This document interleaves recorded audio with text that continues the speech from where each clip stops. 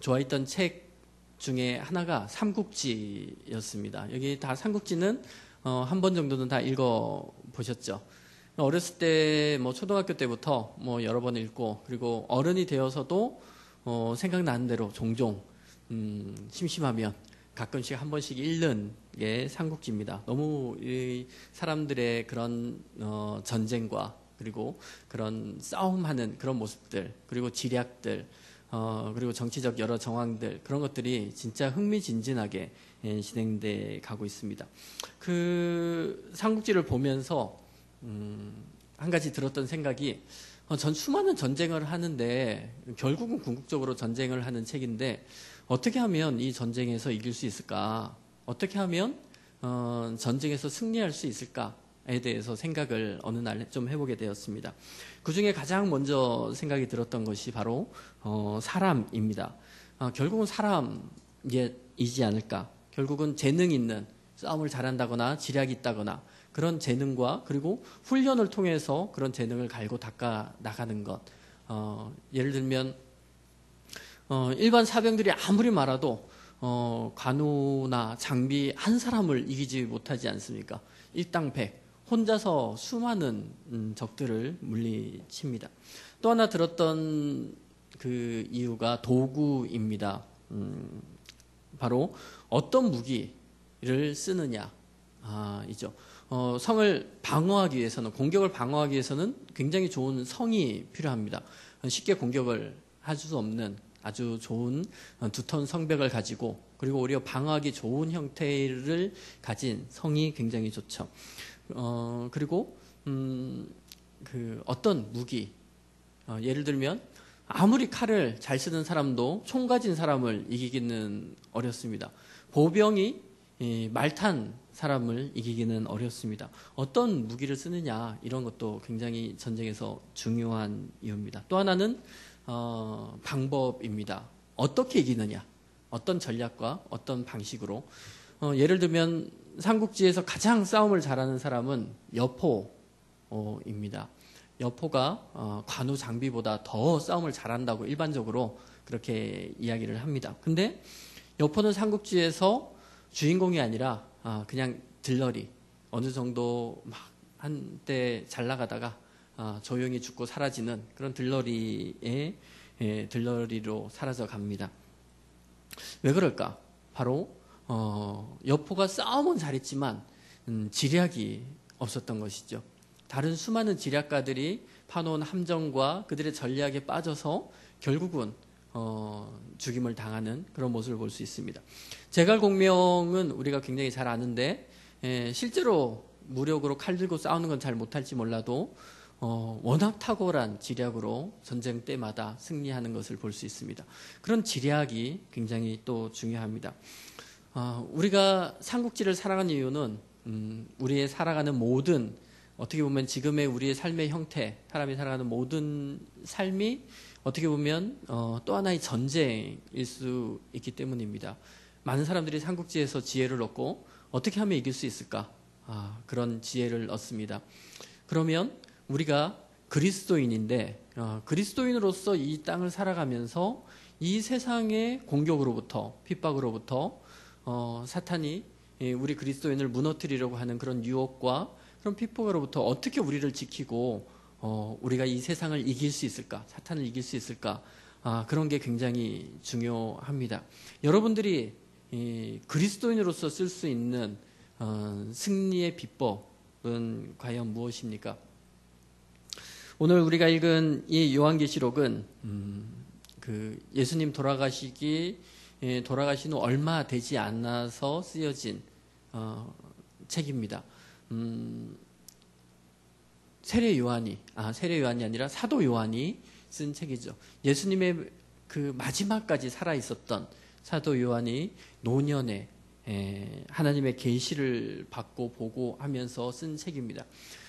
물론 그 이 시대에 이 책을 쓸 당시의 요한도 굉장히 힘든 고난을 겪고 있었습니다. 많은 학자들이 한 90 넘어서 이 책을 썼다고 하는데, 어떤 유배지에서 그리스도인이라는 이유 하나만으로 유배를 당하고 거기서 힘들게 노역을 하는 그 가운데에서 계시를 받고 쓴 책입니다. 한마디로 그 시대의 그리스도인들은 진짜 생명의 위협을 느낄 수 있는 그런 진짜 전쟁터 같은 그런 상황 속에서 살고 있었습니다. 예수님을 믿겠다고 하는 그 결단을 하는 순간 그는 언제든지 내가 주님을 위해서 목숨을 내놓겠습니다 라는 결단을 같이 해야 하는 그런 시기였습니다. 물론 그 시기에도 그런 핍박과 고난을 견디지 못해서 예수님을 배교하고 다시 옛날의 신앙으로 돌아가는 그런 사람들도 많이 있었습니다. 그들은 세상의 칼날 앞에 실패를 했죠. 그러나 많은 그리스도인들은 여전히 자기의 믿음을 지키고 그 신앙을 지켜갔습니다.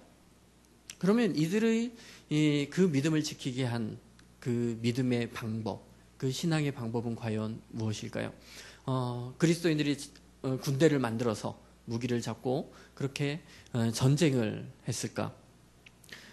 너무나도 큰 로마라는 그 대국의 앞에 그 당시 그리스도인들은 너무 무력했죠. 아무리 노력을 해도 그 대국을 넘어설 수 없는, 그들을 핍박을 하는 그 황제를 넘어설 수 없는 그런 상황이었습니다. 그래서 이들이 소망하고 꿈꿀 수 있는 것은 예수님의 약속 하나를 붙잡았습니다. 바로 무엇이냐면 내가 다시 올 것이다. 예수님의 그 재림에 대한 약속. 예수님이 다시 오셔서 이 땅의 모든 악을 제하시고 그리고 심판하실 그 심판에 대한 약속을 붙잡고 하나님 앞에 눈물로 기도하면서 그 때를 기다리게 된 것입니다. 바로 하나님의 심판이 아니면 이길 수 없는 그런 시대였습니다. 오늘 우리가 읽은 이 요한계시록은 바로 그 시대 속에 그리스도인들에게 주어진 위로의 책입니다.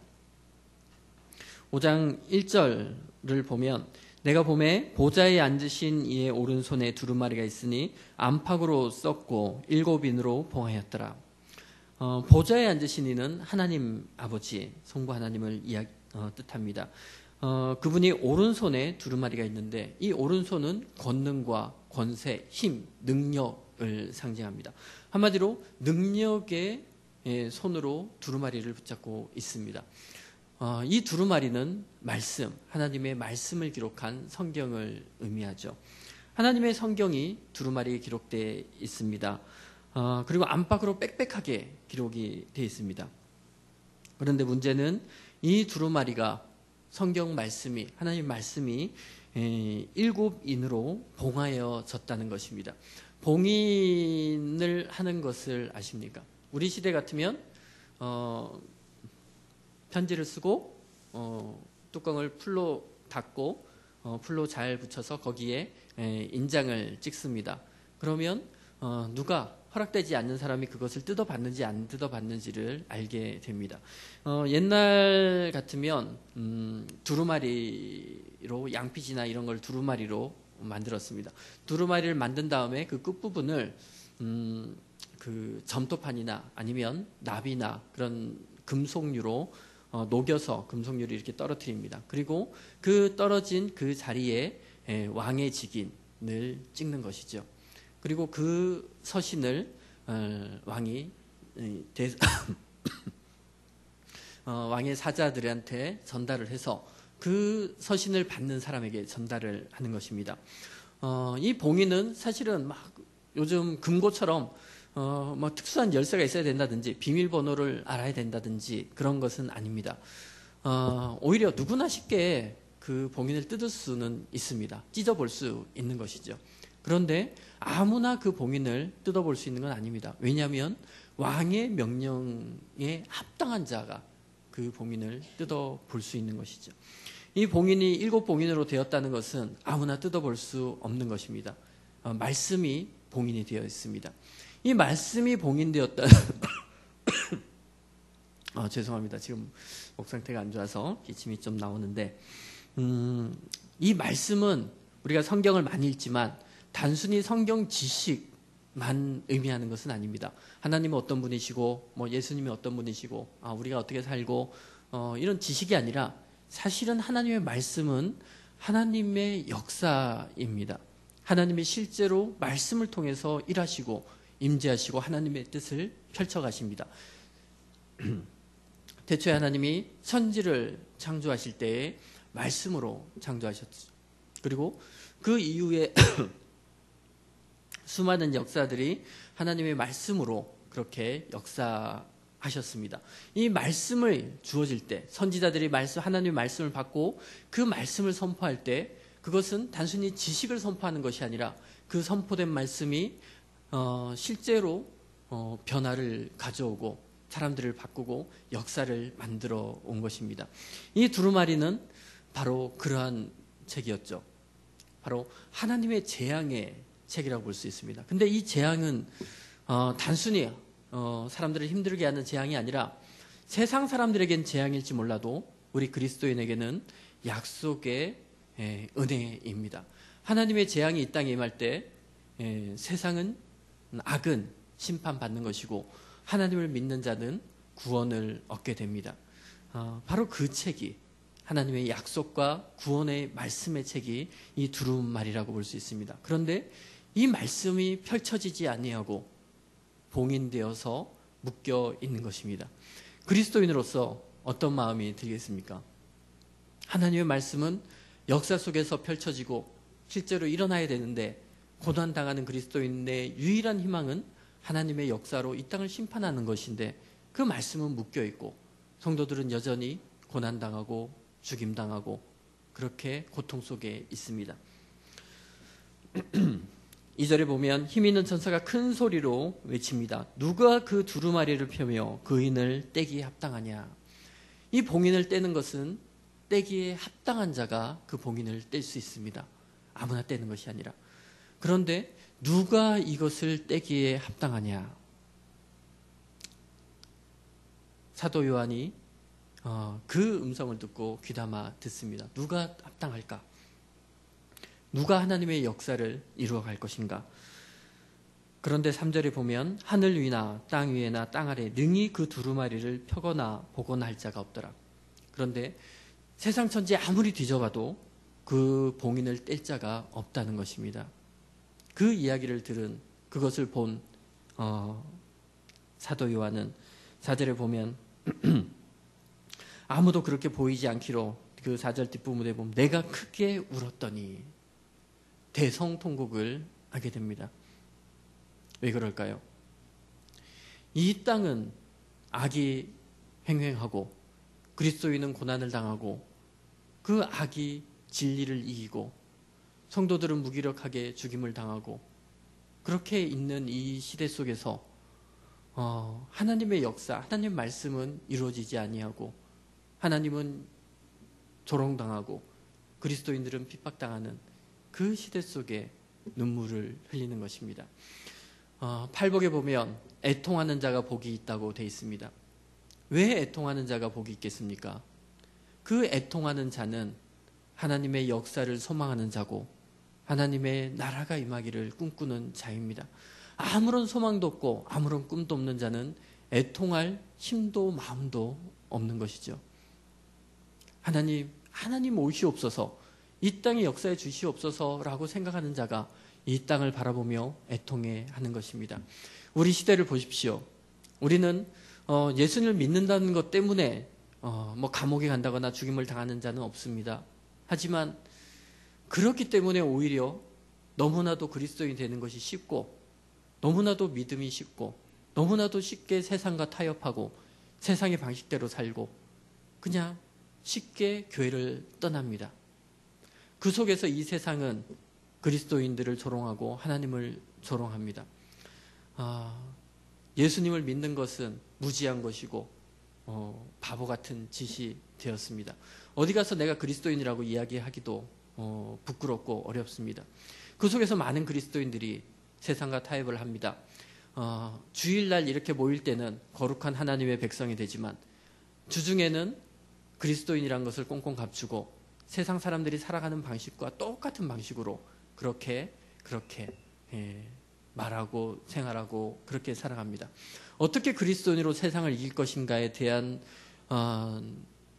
그 도전과 욕구 이런 마음이 없어진 지도 오래고 그냥 그렇게 이중생활을 하면서 그렇게 살아가는 그리스도인이 너무나도 많은 것이죠. 우리는 그런 세상을 향해서 애통하는 마음을 가져야 하는 것입니다. 눈물을 흘리고 하나님의 역사가 일어나지 않는 두루마리가 봉인된 것 같은 이 시대 속에서 하나님 진짜 이 시대를 불쌍히 여기고 이 시대에 역사해 주십시오. 이제는 그 두루마리의 봉인을 떼고 하나님의 능력과 하나님의 역사를 보여주시고 악이 심판받고 구원이 이루어지는 그것이 이 땅에 이루어지기를 소망합니다. 라면서 울면서 기도할 수 있는 사람이 필요한 것이죠. 그 눈물이 곧 구원이고 그 눈물이 곧 하나님의 나라를 이루어가는 그 하나님의 약속을 믿는 하나님의 예언의 방식이라고 볼 수 있습니다. 그렇게 우는 사도 요한에게 장로 중에 한 사람이 이렇게 말합니다. 5절에 보면 내게 말하되 울지 말라. 유다 지파의 사자 다윗의 뿌리가 이기었으니 그 두루마리와 그 7인을 떼시리라. 드디어 그 인을 떼기에 합당한 자가 나왔습니다. 그 사람은 누구냐면 유다 지파의 사자입니다. 유다 지파의 사자. 이 유다 지파의 사자는 창세기 49장에 야곱이 12아들을 마지막 죽기 전에 12아들에게 축복을 하는 것을 볼 수 있습니다. 이 12아들이 이스라엘의 한 지파씩 되는 것이죠. 그 중에 유다가 있습니다. 유다는 맏아들도 아니고 그 요셉처럼 이 권세 있는 자도 아닙니다. 하지만 그 야곱은 유다에게 이런 축복을 내립니다. 창세기 49장 9절에 보면 유다는 사자 새끼로다. 내 아들아 너는 움킨 것을 찢고 올라갔도다. 그가 엎드리고 웅크림이 수사자 같고 암사자 같으니 누가 그를 범할 수 있으랴. 유다에게 주어진 축복은 유다 지파는 사자와 같다는 것입니다. 사자. 이 사자는 대사가 아니라 라이언, 말 그대로 사자죠. 사자는 동물의 왕입니다. 승리의 상징이죠. 유다 지파는 바로 그 승리의 상징입니다. 이 땅을 향한 승리, 하나님의 구원이 일어나는 그 승리를 보여주는 것이 이 사자, 유다 지파의 사자를 의미합니다. 오늘 우리가 읽은 이 말씀, 유다 지파의 사자, 이것은 이 유다 지파에게 주어진 이 약속이 바로 우리가 알고 있는 예수 그리스도, 유다 지파의 뿌리, 예수 그리스도를 의미하는 것을 다 알고 있습니다. 예수님을 통해서 승리하고 이기고 이 세상을 이긴다는 것입니다. 그리고 그 유다 지파의 사자는 다윗의 뿌리입니다. 다윗의 뿌리를 통해서 구원자가 나는 것입니다. 구원자에 대한, 예수님에 대한 예언의 뿌리들이 모여 있습니다. 바로 예수님만이, 하나님의 아들 예수님만이 이 땅에서 그 봉인, 두루마리의 봉인을 뜯고 하나님의 역사를 이루실 유일한 분이신 것입니다. 6절에 보면 또 내가 보니 보좌와 내 생물과 장로들 사이에 한 어린 양이 섰는데 승리의 사자가 나왔습니다. 사도 요한이 소망을 가지고 다시 받겠죠. 그러면 이제 사자의 모습을 한 예수님께서 그 포효하는 모습으로 이 땅을 심판하시고 이 땅을 정복하시겠구나 라면서 보좌를 받는데 이게 웬일입니까? 예수님은 여전히 어린 양의 모습으로 그 보좌의 옆에 계셨던 것입니다. 예수님은 살아생전 어린 양으로 이 땅에 오셨습니다. 6월절 어린 양, 바로 이스라엘을 구원한, 죽임을 당하고 그 피를 문설주에 바를 때 구원을 받는 그 어린 양, 이사야 53장에 나오는 도축장에 끌려가는 한마디 말도 없고 변명도 없이 힘없이 끌려가서 죽임을 당하는 그 어린 양의 모습으로 이 땅에 오셨고 그런 모습으로 십자가에 달려 돌아가셨습니다. 그런데 여전히 부활하고 승천하셔도 예수님은 여전히 어린 양으로 그곳에 계십니다. 바로 무엇이냐면 이것이 하나님의 방법이기 때문입니다. 예수님이 이 땅에 오셨을 때 사탄이 3가지 시험을 합니다. 떡을 만들어 보아라. 능력. 높은 데서 띄어내어 보아라. 그리고 나에게 절을 하면 천하만국을 주겠다. 모든 권세와 능력과 그런 것들을 유혹을 합니다. 그렇지만 예수님은 그런 것으로 구원이 일어나지 않는다는 것을 알고 있는 것이죠. 사람이 떡으로 사는 것이 아니라 하나님의 말씀을 사는 것이고, 세상의 권력을 잡는다고 해서 천하만국을 얻는다고 해서 이 땅의 구원이 이루어지는 것이 아닙니다. 하나님은 이 땅의 고통은, 이 땅의 문제는 인간의 그런 죄악, 내가 왕이 되고자 하고 내가 모든 것을 가지고 좌지우지하고 내가 하나님처럼 되려고 하는 그 욕심과 그 하나님을 향한 배역된 그 생각들이 이 땅의 고통과 악을 만들어내는 것이죠. 하나님 앞에 겸손히 무릎을 꿇고 온전히 하나님께 순종하며 자기의 죄를 받아들이고 그 죄가를 지불하는 것, 그것이 예수님의 사역이었고, 그것을 통해서 이 땅에 진정한 평화와 사랑을 만들어 왔습니다. 세상은 남을 정복하고 이겨야 승리하는 것이고 성공하는 것이라고 말합니다. 그러나 하나님은 겸손히 무릎을 꿇고 다른 사람을 섬기며 높이며 그리고 사랑할 때, 그럴 때 비로소 너희가 내 제자인 줄 알고 하나님의 계명이 이루어지고 세상이 하나님의 나라로 그렇게 변화한다는 것을 말합니다.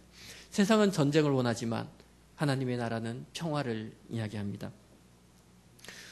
저희 딸이 초등학교 3학년인데 1학년, 2학년 때 1학년 때 학교 생활을 너무 재밌게 잘 했습니다. 그런데 힘든 건 없냐고 하니까 한 가지가 있는데 그것 때문에 학교를 가기 싫다, 그런 말을 하더라고요.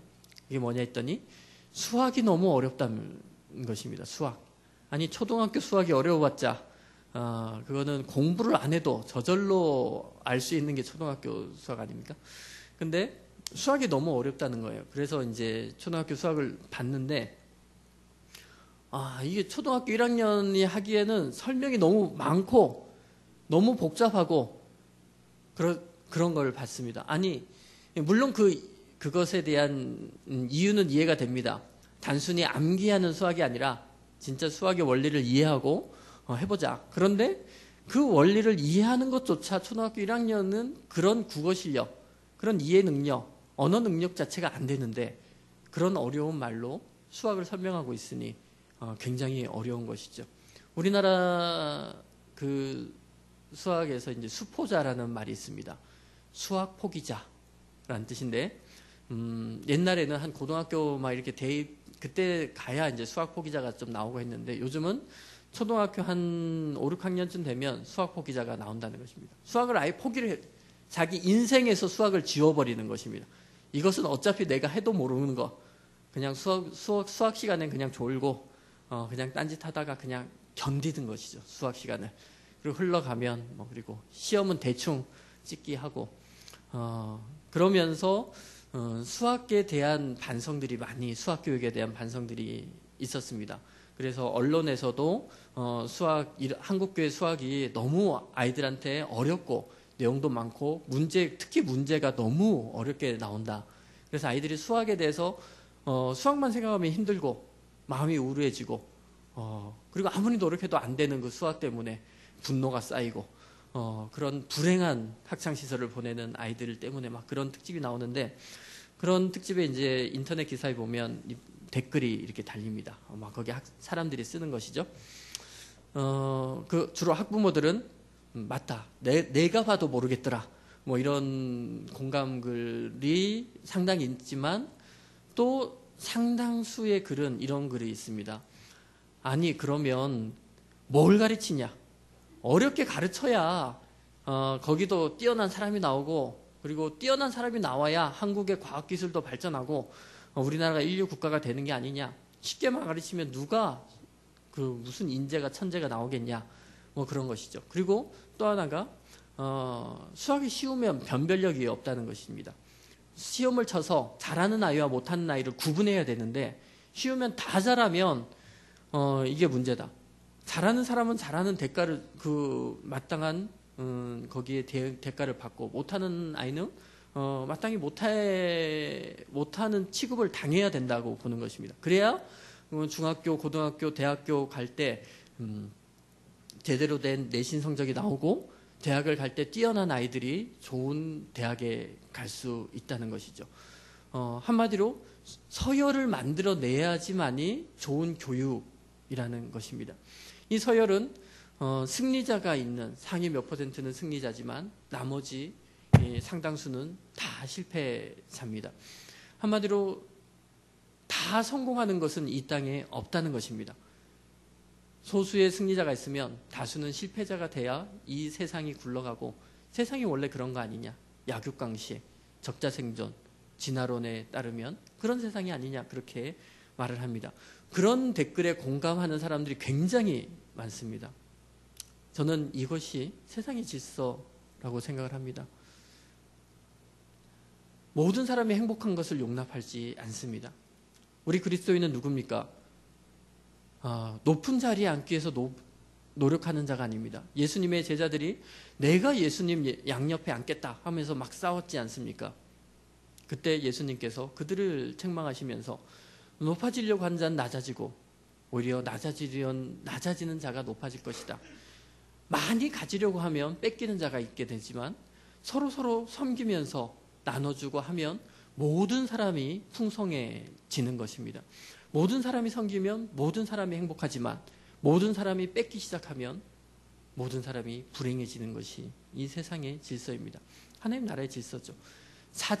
사자라는 것은 승리를 이야기하지만 그렇다고 해서 다른 사람을 물어 죽이고 어린 양을 물어 죽이고 뺏고 그런 강압적으로 지배하는 것이 아니라 실제로 예수님은 어린 양으로 자기를 포기하고 자기를 죽이고 다른 존재를 위해서 자기 모든 것을 내어주는 방식으로 이 땅의 구원을 만들어 왔습니다.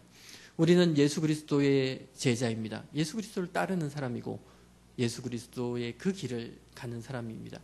사자가 아니 싸워 물어뜯는 존재가 아니라 승리하지만 그 승리는 어린 양으로 자기를 겸손으로 낮추고 인내하면서 다른 사람을 사랑하면서 섬기면서 그렇게 평화를 만들어가고 그렇게 세상을 아름답게 만들어가는 그런 그리스도인이 되어야 합니다. 세상이 아무리 우리를 그 발톱으로 물어 뜯으려고 해도 우리는 그 세상을 향해서 그들을 위해서 기도하면서 애통해하면서 그들을 사랑하면서 품어가면서 그렇게 세상을 이어가는 그런 그리스도인이 되어야 합니다. 여러분 삶의 터 속에서 진짜 그런 그리스도인의 삶의 모습으로 살아가길 바랍니다. 미워하는 자를 용납하고 사랑하고 나를 비난한 자를 위해서 한 번 더 기도하고 그들을 품어갈 수 있는 그런 사람이 되길 바라고 바로 그런 사랑의 방식으로 사람들을 감화하며 다른 사람을 이길 수 있는 그런 성도 여러분 되길 바라고 그런 한국교회가 될 때 비로소 이 땅의 진짜 빛으로 소금으로 이 세상을 이 땅을 변화시키는 그런 그리스도인으로 살아갈 수 있을 것입니다. 바로 우리 연수초도의 교회가 바로 이곳에서 그런 빛으로 소금으로 그렇게 세상을 섬길 수 있는 그런 교회가 되었으면 좋겠고 한국교회의 그런 지표가 될 수 있는 그런 교회로 성장해 갈 수 있었으면 좋겠습니다. 우리 잠깐 기도하겠습니다.